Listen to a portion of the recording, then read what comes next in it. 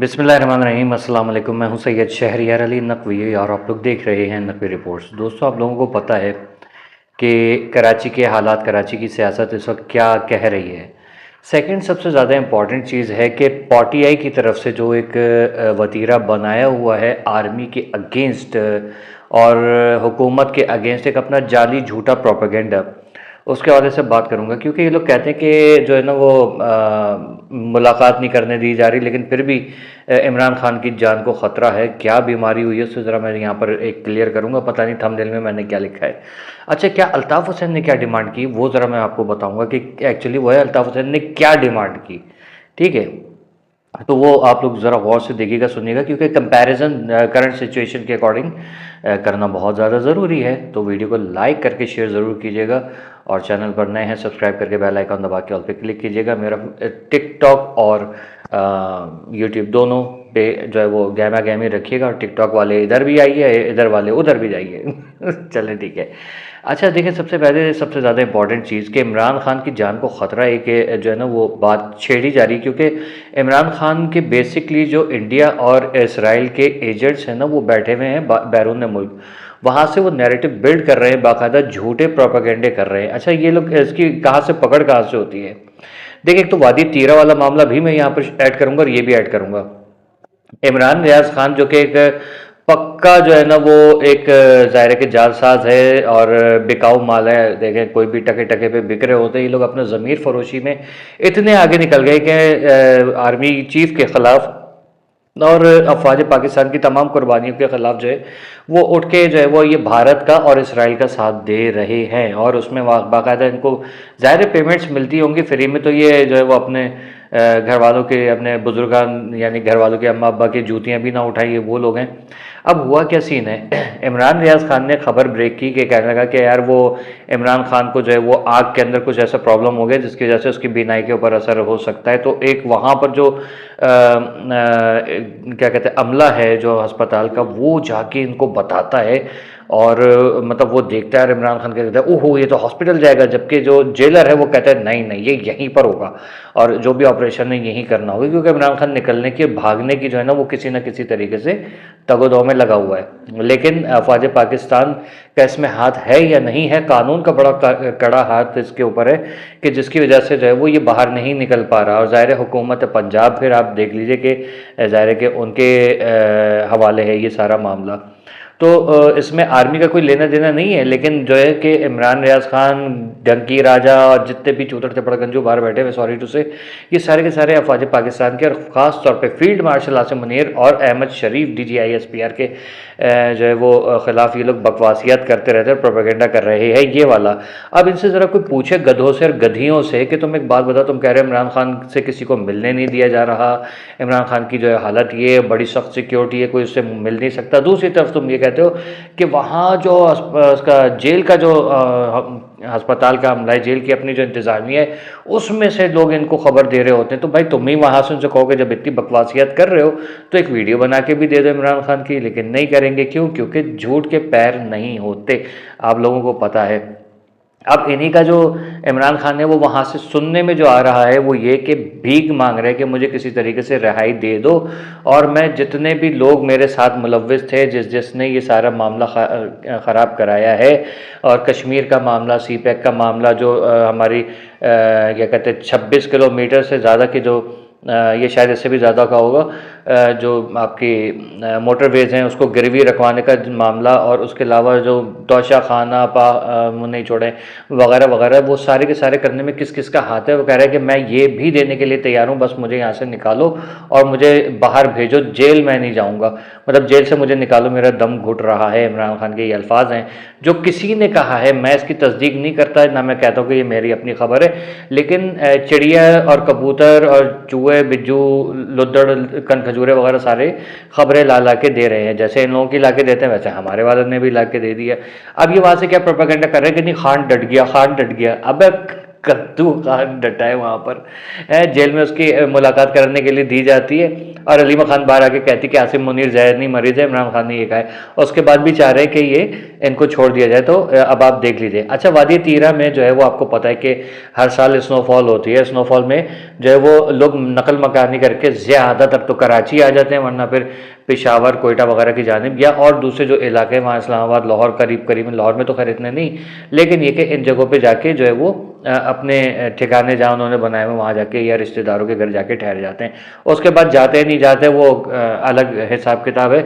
लेकिन उसी चीज़ को जो है इन्होंने एक पीटीआई वालों ने एक मुद्दा बनाया, कहा कि नहीं नहीं नहीं ये देखो जबरी तौर पे फौज जिनको निकाल रही है, जबकि वहाँ पर ख्वाजा आसिफ साहब ने सारी की सारी चीज़ें ला के रख दी कि भाई ये देखें ऐसा कुछ भी नहीं है, क्योंकि हुकूमत राइट है, जाहिर है कि अपने हक बजानिब है, तो इस वजह से जो वो अपनी सफाइयाँ जो है वो प्रूफ के तौर पे दे रही है। लेकिन इनके पास प्रूफ क्या है? बकवासियात, लफंगे, लुच्चे। एक वो उसका वो तो पुरानी वीडियो हो गई, लेकिन उसके बाद भी मुराद सईद की एक वीडियो जो है वो अब बयानात आते रहते हैं चुप चुप आके। आगे देखते जाइए बहरहाल के बाद क्या चीज़ है, बातचीत क्या है। अच्छा, कराची को वफाक के हवाले करो कि जो है ना बातें बहुत ज़्यादा तेज़ी से गर्दिश में आ रही हैं, और जैसे कि इसके ऊपर अमल दरामद भी होने वाला है, किसी भी वक्त नोटिफिकेशन आ सकते हैं कि कराची या तो वफाक के हवाले होगा या फिर जो इसको मतलब जो भी खुद मुख्तारी से रिलेटेड है ना वो सारी चीज़ें होंगी यहाँ पर। इससे सिंध का क्या नुकसान है? सिंध का कोई नुकसान नहीं है, सिर्फ और सिर्फ पीपल्स पार्टी का जो है ना उनकी दाल रोटी हो जाएगी बंद, और इनके जो चेले चाटे जो सोशल मीडिया के ऊपर बैठ के धमकियाँ दे रहे हैं, माँ बहनों की गालियाँ दे रहे हैं लोगों को, और धमकियाँ उनके पीछे भी कर रहे हैं, यहाँ तक ये भी जो है वो खबरें आ रही हैं कि इस किस्म की हरकत भी हो रही है। ज़ाहिर है कि हम लोग भी चारों तरफ आगे रख के चलते हैं तो ये सारे मामला हो रहे हैं।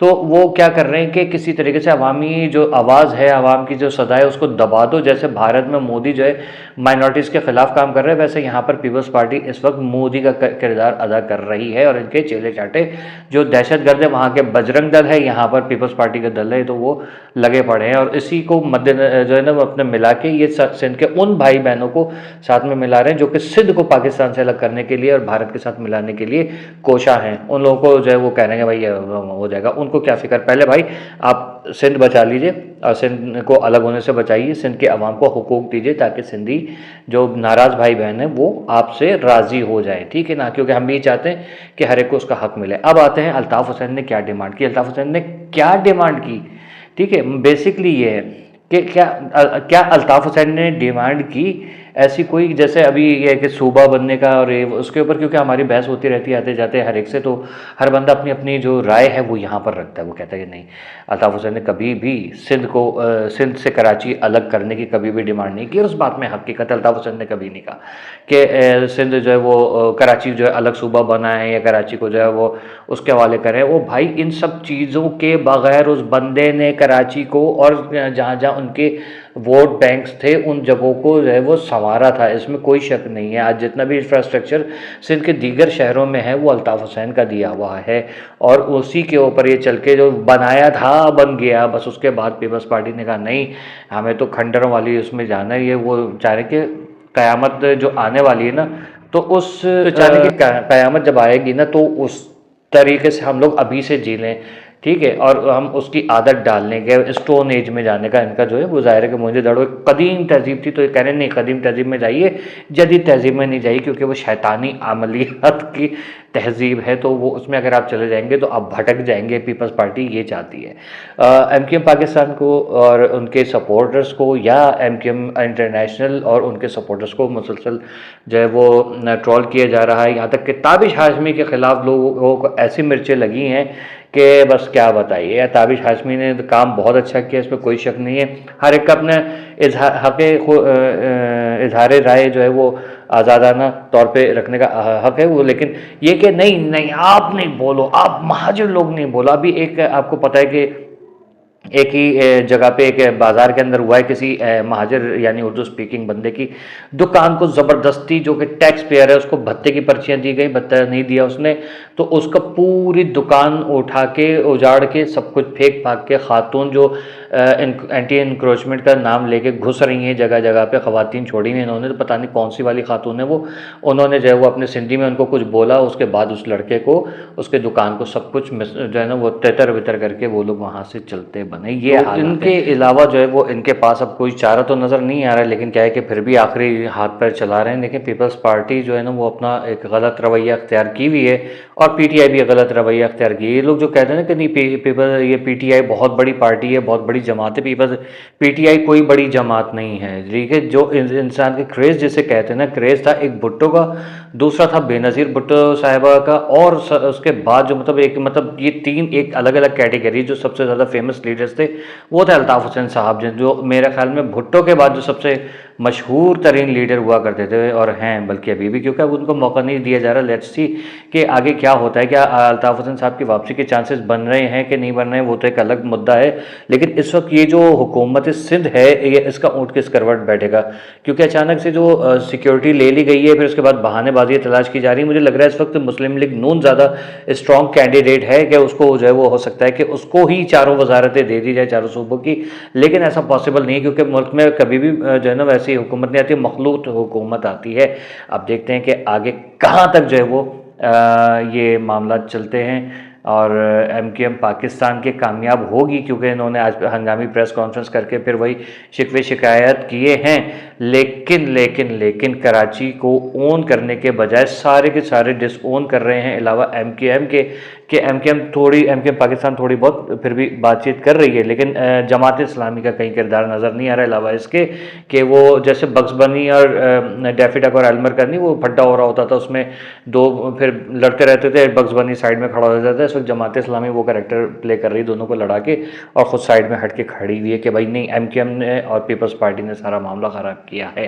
ठीक है, बहरहाल देखते हैं कि आगे क्या होता है। मेरा किसी से पर्सनल ग्रज तो नहीं है, लेकिन हमेशा की बात याद रखिएगा, मैं सिर्फ उसके ख़िलाफ़ हूँ जो मुल्क का दुश्मन है और मेरी कौम का, यानी मेरी कौम से मुराद महाजिर नहीं, तमाम पाकिस्तानियों का दुश्मन मेरा दुश्मन है। और मैं हमेशा उन सब के ख़िलाफ़ आवाज़ उठाता रहूँगा जिन्होंने मेरे मुल्क के ख़िलाफ़ बकवासियत की हैं, अफवाज पाकिस्तान के ख़िलाफ़ बकवासियत की हैं, और जो है लिसानियत को और मजहबी इंतशार को जो है वो उन्होंने परवान चढ़ाया है। ऐसे लोगों को मैं अपने जूते की नोक पे भी नहीं रखता। क्यों?